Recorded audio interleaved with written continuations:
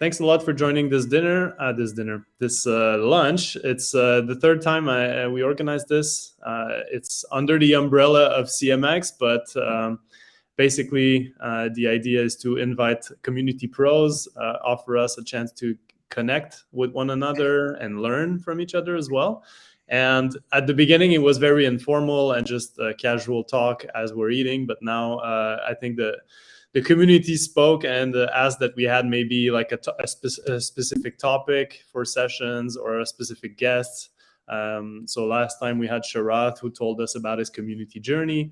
And today we have the chance to have with us Tanja Laub.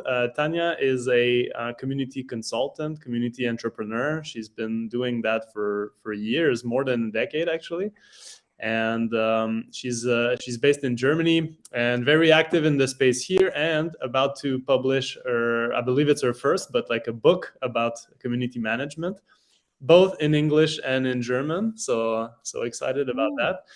And today, she agreed to join us and to talk a little bit about her community journey, but especially also her framework. So when she meets with different organizations, whether private companies, governments, NGOs, to talk about community building, she has different frameworks, and one of them is the circle framework. And I won't spoil the surprise. But I just want to thank you, Tanja, for joining us today, and very much looking forward to an interactive session around and your framework. Yeah, thanks. Hi. Great to be here. Great to see you guys. Yeah, I'm going to dive right in. We kind of have three sections. The first one, Hugo asked me how I got into our industry, how I got connected to building communities and why I'm doing it. The second part is about what I kind of learned or my highlight learnings and all those years. And the third one is my framework, which I'm going to publish. So as Chrome is a bit weird while presenting, don't be surprised I'm not going to always see your faces. So if you have a question or want to interact, I'm trying to schedule the screens around. I have two over here, but Chrome is kind of making it a bit hard today to actually see you and present because I can't click on a presentation. So yeah, but what about me? I always want to work in the media business. I haven't shared my screen yet. Wait a second. That's going to make it easier for you guys. So, I always want to work in the media business. That was kind of my plan. I didn't want to do anything else. Just work in media, be a journalist, something like that.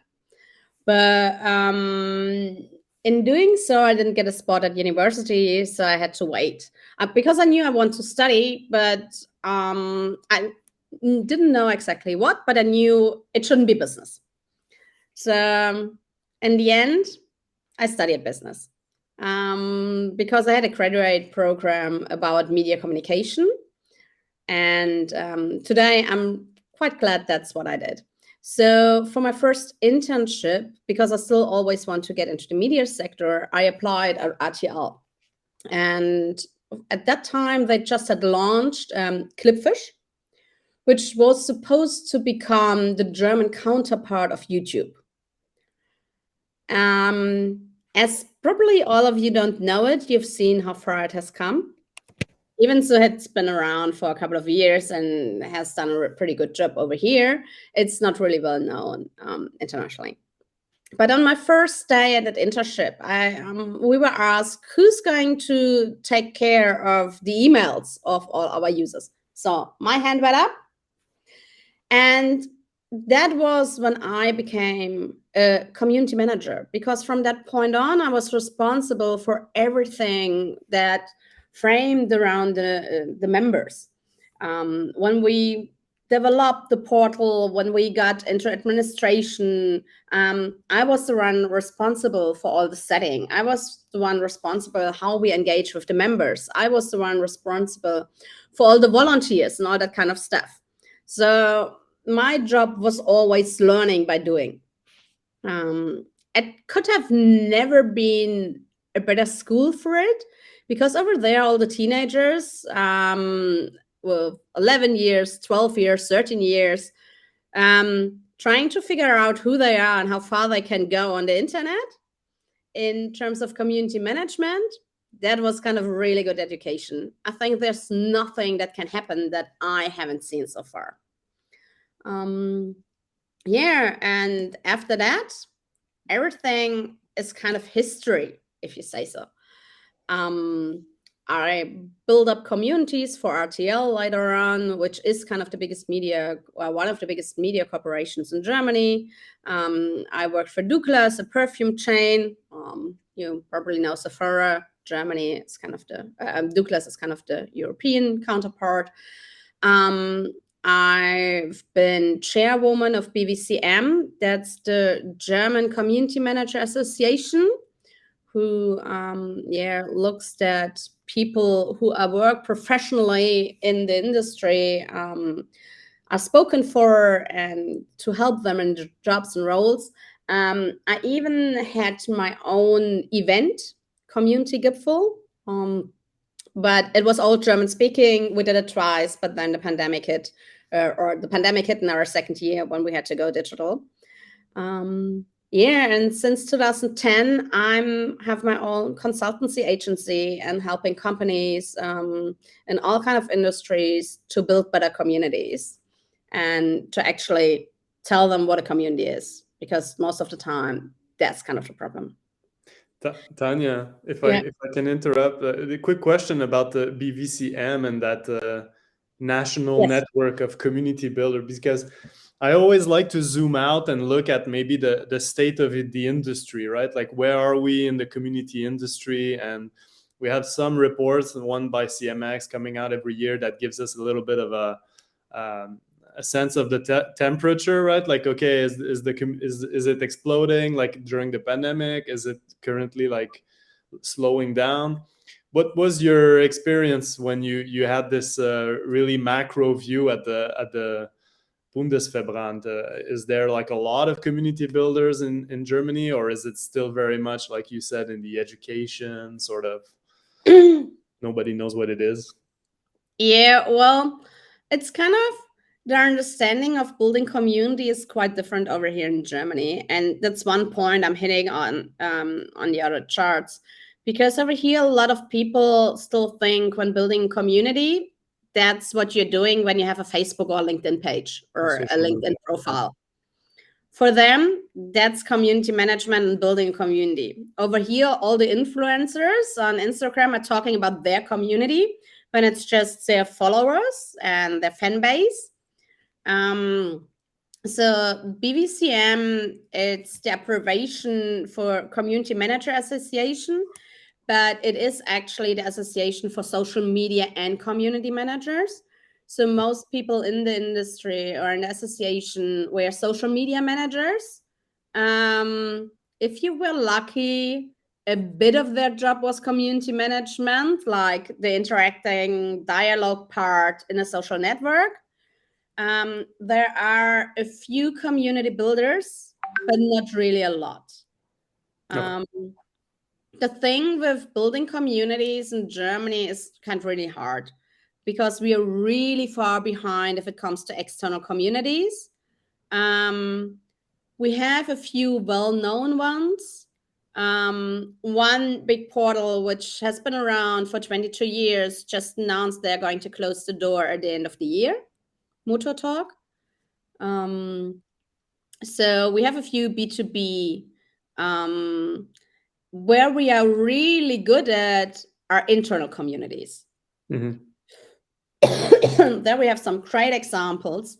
But in the external community world, it never really picked up over here. So it's a shame. Yeah. But it's an opportunity as well. I mean, if you truly believe about community-driven businesses, then it's like maybe a reframing where there's not yet a lot of competition for you as a consultant. Yeah. It's a really long way to go. And kind of the pandemic fast forwarded the whole industry about 20 years. So now people start to understand what community is, how it can help them. But they still don't grab the whole potential and what's all behind it. Yeah.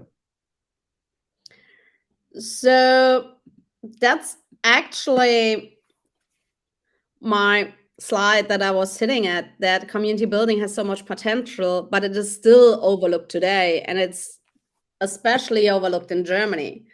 People don't see the value and they underestimate it.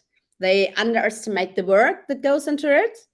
Even so, we are telling the stories year after year, what kind of potential it had. They don't see it.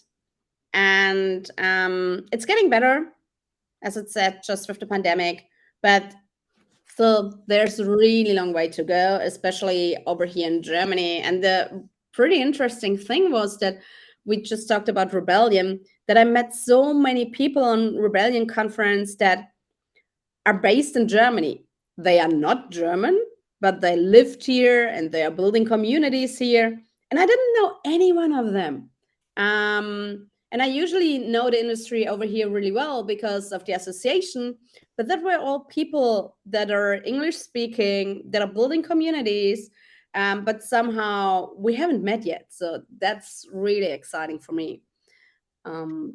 Yeah. So I brought along 3 of my most loved or hate sentences from my experience the last couple of years. I'm interested what you are making out of it. The first one is, an audience is not a community. That's what I was hitting at before. And I think when people see me over here in Germany, that's the first sentence that comes into their mind, because wherever I am, that's the one I'm pointing out. Because everyone over here talking about building community, they're talking about their Instagram channel, about their personal LinkedIn page, about their Facebook page. Yeah, our community, and this is our LinkedIn community. And no, it's not. It might be a network. It's your audience. It's your fan base. It's your network, whoever, but it's not your community. So that's kind of really not in the head of the people. When you explain it to them, they do get the difference. And I always use as an example a concert, like when the band is on stage and everyone is interacting and engaging, and the audience is really having a good time. But after the concert, the band leaves the stage and the audience is going back home, going to another concert tomorrow. But there's a small amount of people, like the hardcore youth fans, that are still standing. They do know each other. They are interacting with each other. They keep on going, even so the band has long gone. And that's your community. So you can build a community out of your audience, but it's not quite the same. Not the same at all.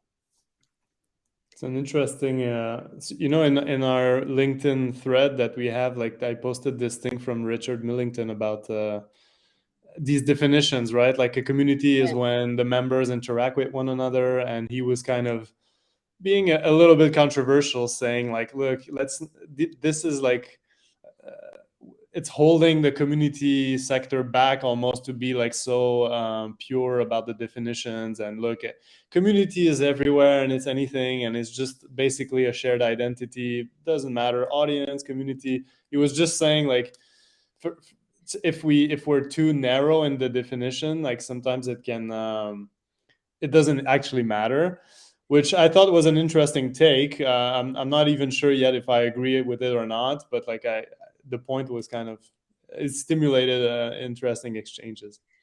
I've seen the post and I still have it on my to-do list to kind of answer to him. He is doing an amazing job.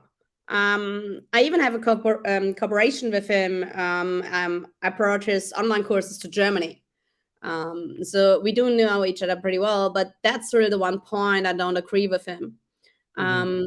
You can take things from community building to engage an audience. You can take the experience we have to interact with your audience. And you can even do, for me, there's a difference between community dialogue and community building. So community dialogue, or if you want to call it community management, is what you're doing everywhere when you're interacting.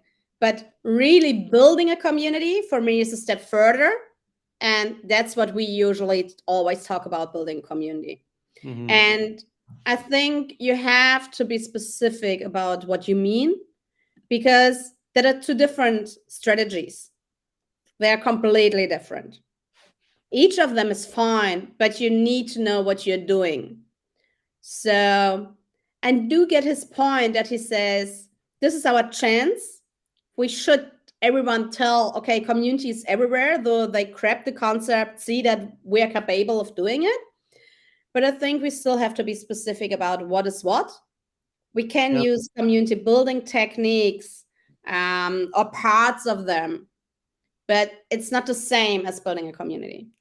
Maybe he's just trying to broaden his market base, like his total addressable market, by saying it's actually not just that. It's like it's really big. And that's a point I totally get, but we still have to be clear what we are talking about. I agree. Tanja, can I ask a question? Sure. So, hi, my name is Jeroen. I'm from Belgium, and the aim is that I launch a new CMX chapter in Brussels. So that's why I'm here to get some insights on how you guys are doing and learn from you. But related to your statement, Tanja, it also made me think. I think it's in the book of Spinks, the Business of Belonging, where he talks about the different levels of engagement. And I would think that in every community you will always have these different levels of engagement, and you will always have a core group. Yes. And let's be realistic, that will only be 10%. That really interacts, let's say, in the way we would like the whole community to interact. But there's always people who are rather new. They come, they try to associate with it. Maybe they come back, but why do you not include them in your community? They will always be there, and they have specific attention points. And it sounds a bit like you want to draw some kind of a line, or what is the statement you want to make? I'm trying to learn, because you're interacting differently. When you're talking to an audience, it's like when I mentioned with the band before, it's a much broader audience. You have many more people. It's more about reach. In a community, it's more about closer connections. In an audience, the people don't necessarily know each other. But in a community, it's about the connections those people have with each other, that they know the other people. I don't know the people in the audience, but I do know the people in the community. Like, the one is just the information from one person to the audience, and the other one is when everyone is interchanging with each other. Yeah, it's a unilateral versus bilateral, or actually more than bilateral. It's also between the members themselves, right? So yeah, exactly. And in a community, you're doing all the things like an onboarding process and that kind of thing. And I wouldn't do that with an audience. Okay. Yeah. I just wanted to be. I don't want to exclude certain people in my thinking who are just getting acquainted with the community and don't behave yet like the very interactive core people. So I want to make sure they feel part of the community, and I bring them to a higher level of engagement. Yes, that's perfectly fine. Okay. Make them welcome. That's perfectly fine. But you just need to have a strategy for both. And you need to know how to attract the one people and how to attract the other people. and it's highly dependent on what community we're talking about, right? Like the post that I put in the chat, that was like about brand communities. So it's like people that buy Lululemon, Adidas, whatever. You're going to have a much different approach if we're talking about a cancer survivor society, you know, like it's not, you're not positioning this the same way. It's not, you don't need the same level of care with like someone that bought a pair of Pumas than you need with, you know what I mean? So it's highly context dependent. Yeah. Check the post and check the comments. Like a lot of people were kind of counter, or it's an interesting discussion. Thanks for touching on it. So the other two are social media marketing is not community management, and customer service is not community management. Both points we kind of already talked about it, like posting on social media and deciding what to post in which channel is not community management. And giving an answer is also not community management. With community management, you go one step further. You're really interested what your target audience is telling you. And yeah, that are kind of my three most heard sentences or most hated sentences in the last couple of years when it comes to building communities in Germany. The thing is, building a community is a long and strategical process that needs time, and it's really underestimated. It's underestimated what value it can bring, but it's also underestimated what belongs to it and what you need to do to actually build a community. So that's why I built the community circle framework. It's something I tested in the last couple of years during all my workshops, because all the time when I thought about building communities, it came back to those elements. I do love the community canvas, and I kind of use it a lot, and I think all of you kind of know it. But what I realized is, for people that are not in the industry, the canvas is too complicated. And it's also missing a couple of points. So that's why over the years, I started to develop my own thing. And I'm really glad I can present it to you today. And not only that, because I'm actually here to challenge you with it, or challenge me with you. Because so far, all the time when I presented it, that was with people that are new to the industry. That was during my workshops, my trainings, a couple of friends, a few people in the industry. But over here, you're the pros. You know what you're talking about. So I'm really curious about your opinion of the framework, which is actually, it isn't published yet. So I've used it in my workshops, but I'm going to publish it within the next couple of weeks.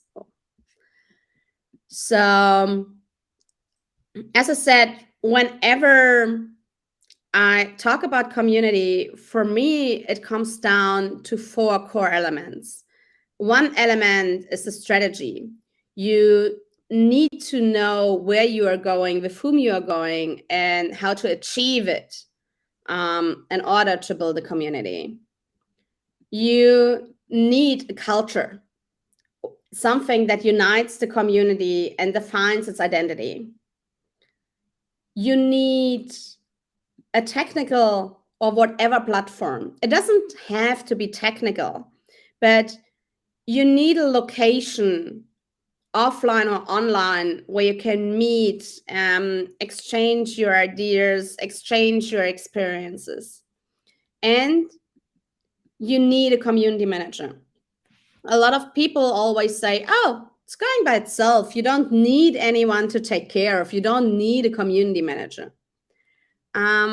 Yes, you do. You need someone who is standing behind it, who always gives some fuel in, who cheers the people on, who opens the frame so that everyone else can be there and get something out of it. That can be one person, it can be multiple people, but you need some people who are behind it. So I kind of split those 4 elements up. Like the strategy is everything that comes to purpose and goal. Your target audience, who are they? What motivates them? What is their intrinsic motivation that they are coming to your community? You need resources, if it's time, if it's budget, IT, whatever. You need to know where you're going. You need to do your analytics, even so if you don't like data or some love it. When your community is built up, you can do some marketing. And a community, it's not a product. It's never done. So it's a living organism that constantly changes and develops. So that's the first element of the community, or one of them, because they're all interchanged and interwoven. So the second one is the culture part, where you have the sense of the community. This is where I belong. This is where people trust me and I trust others. This is where I can be myself, where I can exchange my ideas. That's where I have a safe space, and the environment is really welcoming. You need a core group. You need a group of people who builds with you the community. So you're not starting all of a sudden big and they're the people, but the people need to get to know each other. You need a group of people who starts the community with you, who brings life into the community. And you need a really well thought after onboarding process, because it's much easier to get people into your community and then show them what they can do and to engage them. If they are there for a couple of months and then you start engaging, it's much harder as if you start with an onboarding process. The third element is the location, the platform. That can be, your main platform can be in-person meetings, that can be a group in a social network, not a page, or it can be an own platform. I'm talking here about the main meeting point. The best communities happen when they're digital and offline, but you need to have one hub, one main place where people can always interact and exchange. And it's clear to them that's the main spot. And then you have digital tools like analytics tools, moderation tools, and that kind of things, or Zoom, BB, whatever, that can help you to foster the engagement in your community. And third, you have the community manager. You have different kind of variations. You have people interacting on social networks. You have people acting on own platforms. You have those ones that have an internal target group. You have those ones that have an external target group. And depending on what kind of community you have a complete different job. And you have a complete different strategy. You need different kind of capabilities like moderation, communication, empathy. You can do it all on your own, or you can have different roles in your community. You have tools that help you in building the community, like an etiquette or an editorial plan, a crisis communication plan, a playbook. And you need system workflows that are within your organization so that all the knowledge that comes from the community gets back into your organization and vice versa. And only when those 4 elements come together, if they are all in place and not one of them is missing, only then you can build an engaged community. Because if you're missing out one of those elements, it's not going to work.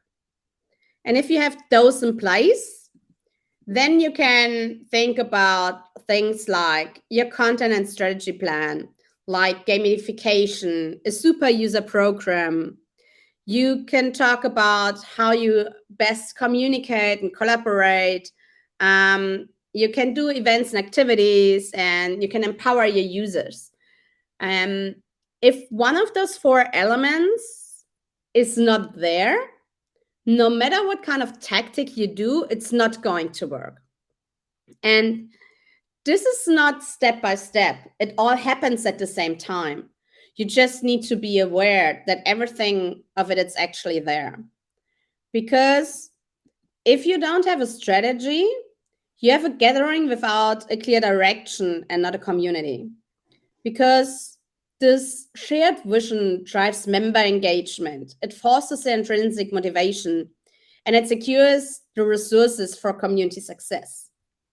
If you just have any kind of activity, you're not going to get resources from your management. And if people don't know what they shall do in the community or what kind of value the community brings to it, they're not going to stick around for a long time. If your culture is missing, then you have an audience, you don't have a community. That's what we talked before. You're lacking the meaningful engagement, the shared experience, these authentic connections that actually define a community. If you're missing the technical platform, then people don't have a place to meet. Then you have more like a loose network and not a cohesive community. You need a permanent space where people can interact, interchange, get to know each other. And when a community manager is missing, the community lacks its direction, coordination, support. It's kind of adrift and disconnected because the community manager helps and guides the members and is there for them and is overlooking the community. So when it all comes together, that's when you can have a really engaged and active community. Yes, that's kind of what kept me working the last couple of years. And I'm really curious if you have any kind of questions or any kind of words or thoughts about it.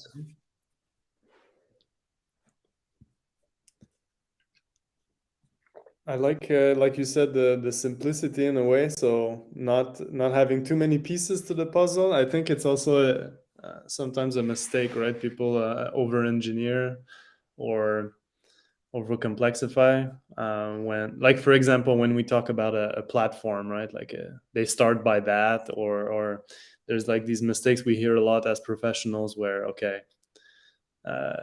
you shouldn't try to do too much at the beginning. It's really focusing on purpose and why do people gather, and not trying to right away get into tactical engagement, stimulation or whatnot, right? Yeah. So feedback is I like the simplicity. Thanks.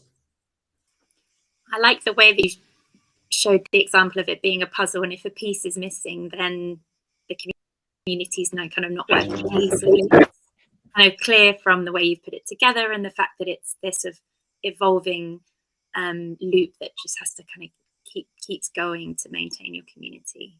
It makes sense to me. Anything that you find missing or inconsistent or unclear?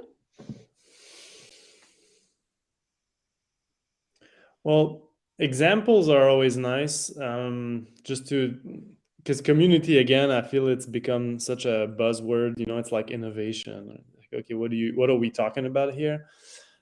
So I think this would help give color.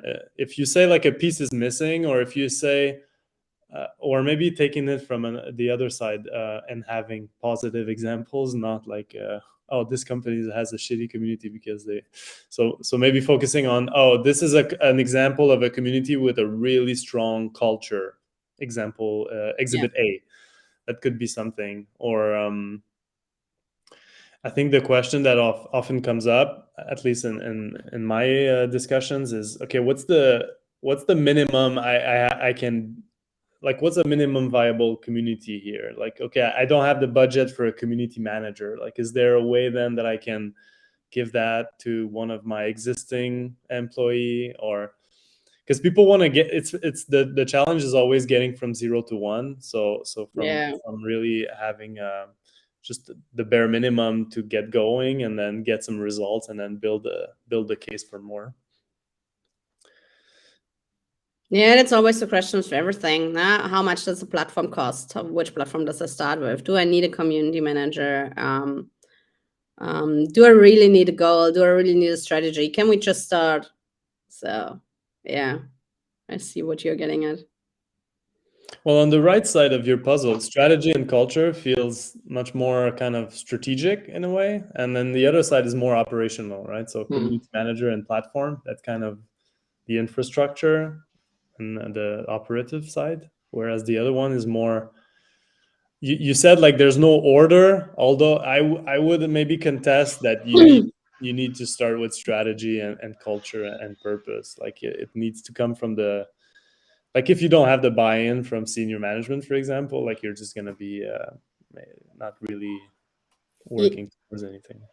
Yeah, you need to start with the purpose in the target group, because otherwise you can't really know what kind of platform you're going to need. You don't know how the culture will be, but they kind of all interact with each other and are interwoven. That's more what I meant. Yeah. It's not that you first do all of the strategy part and then you go to the culture and do all of the culture part and then you go all to the technical part. It kind of happens. You have a goal and you have a target group, and then the things above, things from all four elements are going to happen. And the culture, I mean, it develops. You can't just create it. You can help when it develops, but it's not like you like a strategy. You say, okay, here's a strategy.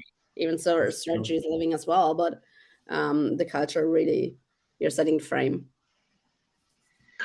Yeah. Thank you, Tanja. What I like your question. What is missing? Would you have an easy way to help people do like a quick audit that helps them to see, okay, I have a big hole here, or I need to start investing there, like with a simple questionnaire or something, to help them make some kind of a status of today, and where you would then prioritize where they should start looking at?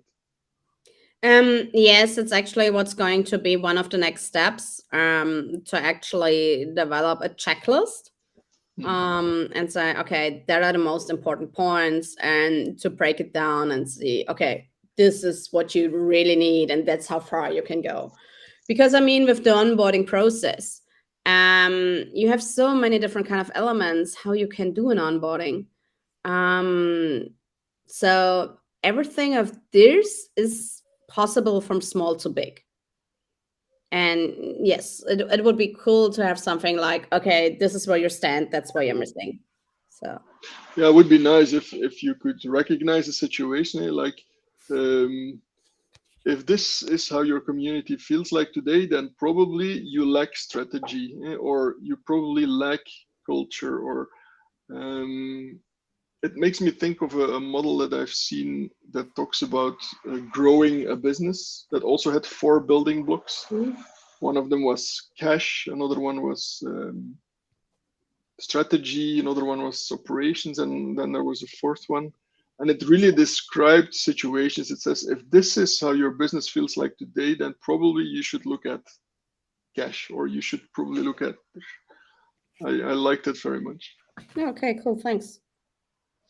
And a second thought, I personally find the strategy part a very difficult one.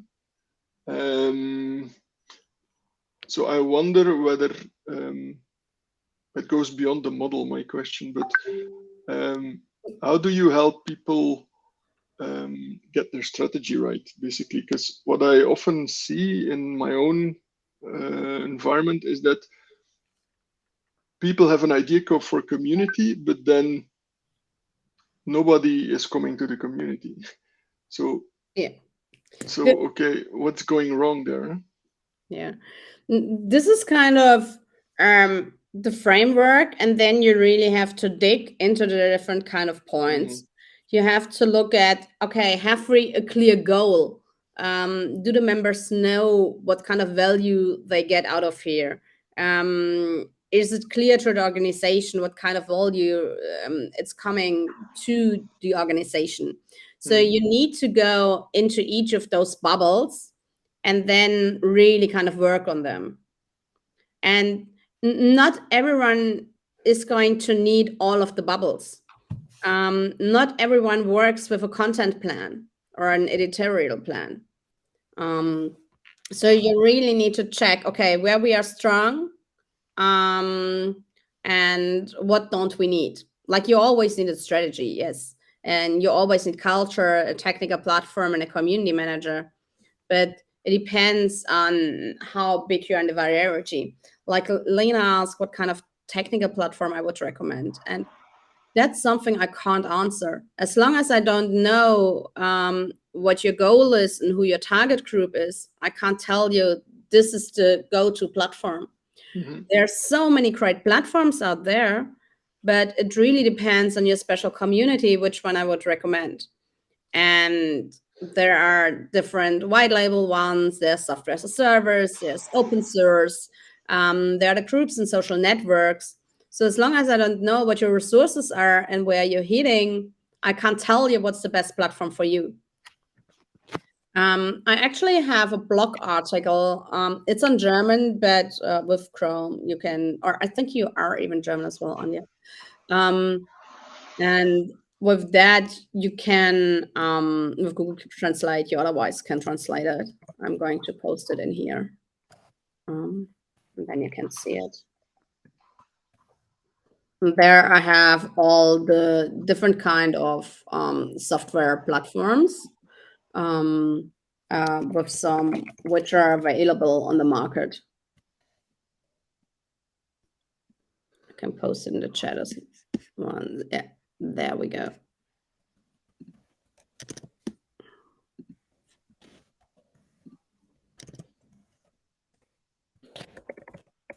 Any more questions or any more comments about this?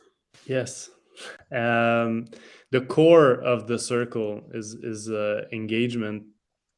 I think there's an ongoing conversation in the community world about the focus on engagement, as if this is like the main goal. My personal opinion, like, I think sometimes it's the wrong thing to focus on. And Rosie Sherry also had a post on LinkedIn a few days ago. She was saying, like, what should we focus on outside of engagement, and asking openly if that was the right thing to focus on. Because engagement comes, it's an outcome. It's actually more of a byproduct of when you generate value and when you fulfill your purpose and your mission towards your members. So that's like, engagement is what you want. Like, of course, if you're a business, you want like the most open rates, the most likes, and just people to come to your events. That's a given. But how can you actively focus on that, or generate that without it being? So I think going one level up is maybe something to consider, right? Like, how do you get engagement? What's the lever you need to pull on? Yes, I know what you mean. Outcome is the thing we need to focus on. Outcome is the thing we need to get to. But if we don't have any engagement, how am I going to get any kind of outcome? So, but if the purpose is clear and you know what motivates your target group, then you are actually going in that direction. So this model also says not every kind of activity is good for your community. You really need that activity, what is important for your goals. And that's when I come to the outcome part. But if you want to have a certain outcome, you can't have it without any engagement. No matter if that engagement is a discussion or if someone is writing a paper or whatever you define for yourself, what engagement is. I'm not talking about big numbers here, but you need those people that interact with each other in any kind of level, because if they don't, you won't have any kind of outcome. And so the question is kind of how maybe like how do you get engagement, or the why? The why to me is at the core. It's like why are you building a community, or why are members in your community? And then if you're able to nail that and give them that, then I think you get engagement. Like it's a result kind of. Yeah. I don't know. Just think it's maybe a framing question actually, more than like I agree with the engagement being like it's a clear sign that something is happening and that you're generating value. So it's just like looking at it from the other angle. Yeah, and you really have to be specific about it, and you have to tell what you mean by engagement. Yeah. Because if people think 100 or 1,000 people are coming to their event, that's great. Well, no, if they're just there not doing anything, that's not great at all. Doesn't help you. So I do like the discussion that's going on about engagement at the moment, but I still think engagement is important, but you need those people to interact, because otherwise nothing is happening.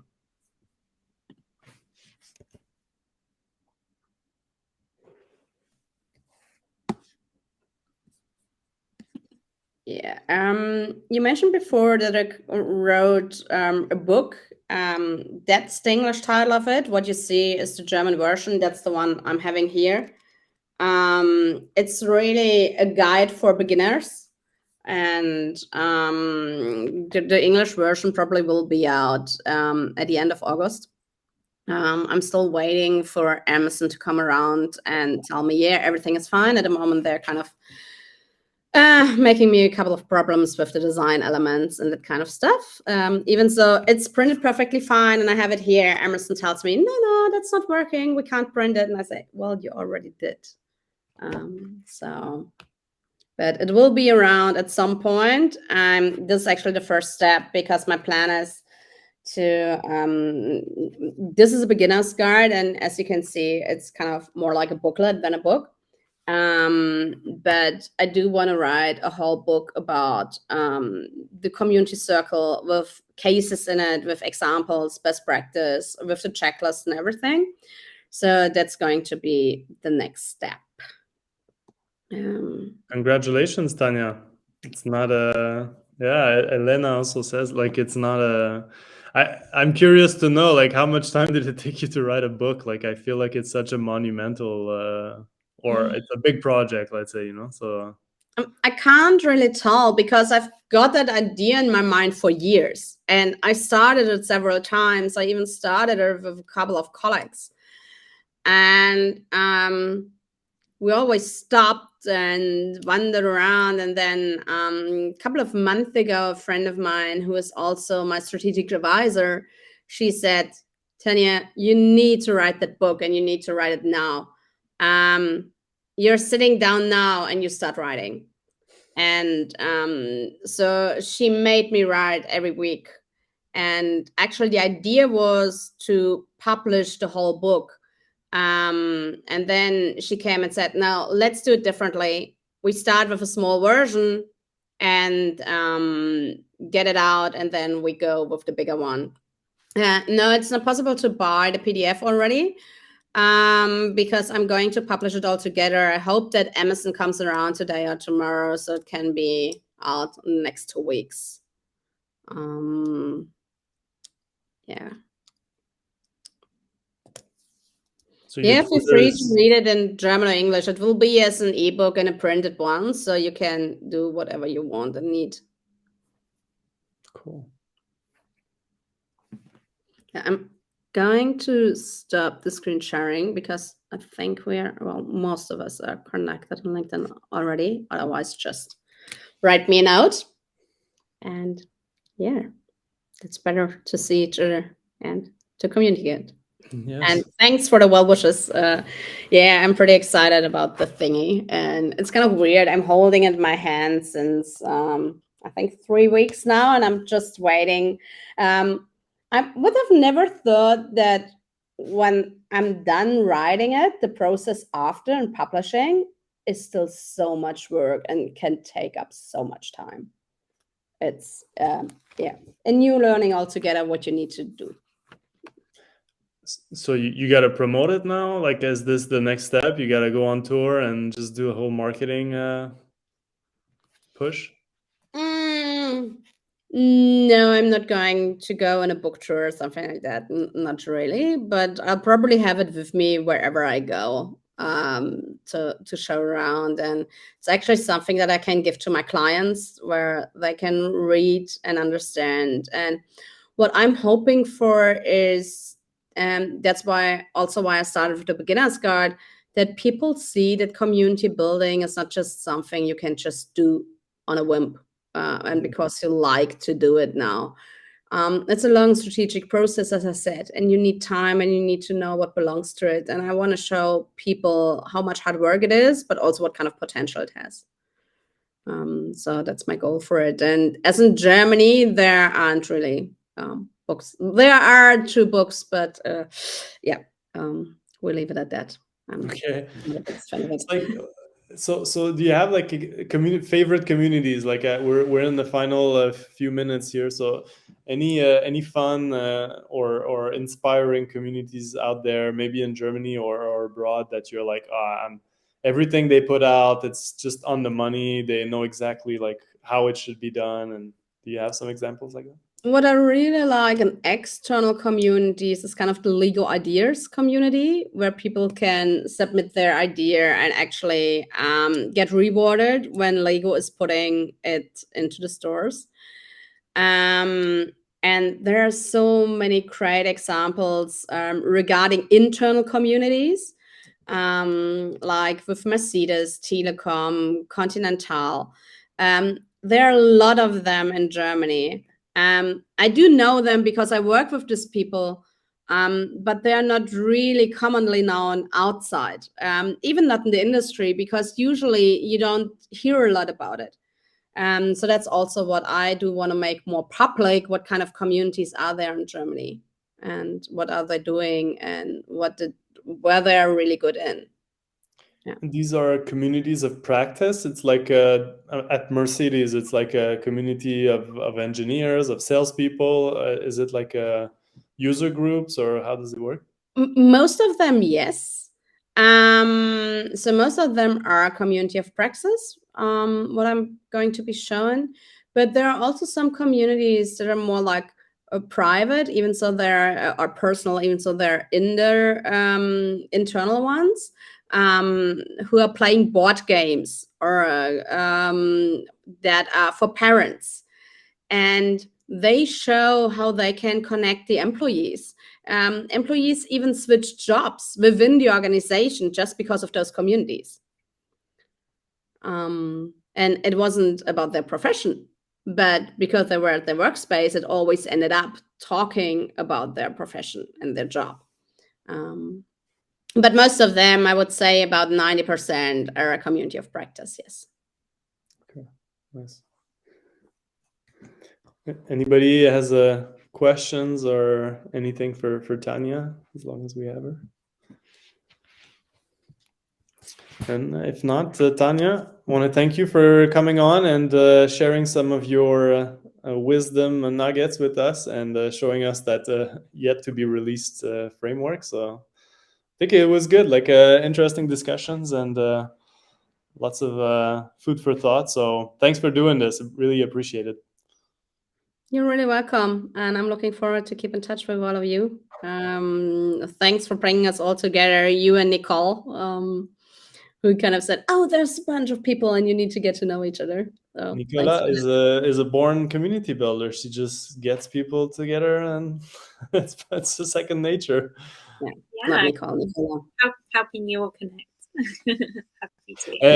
Just for info, Jeroen, I don't know if I'm pronouncing your name correctly. Probably not. Sorry.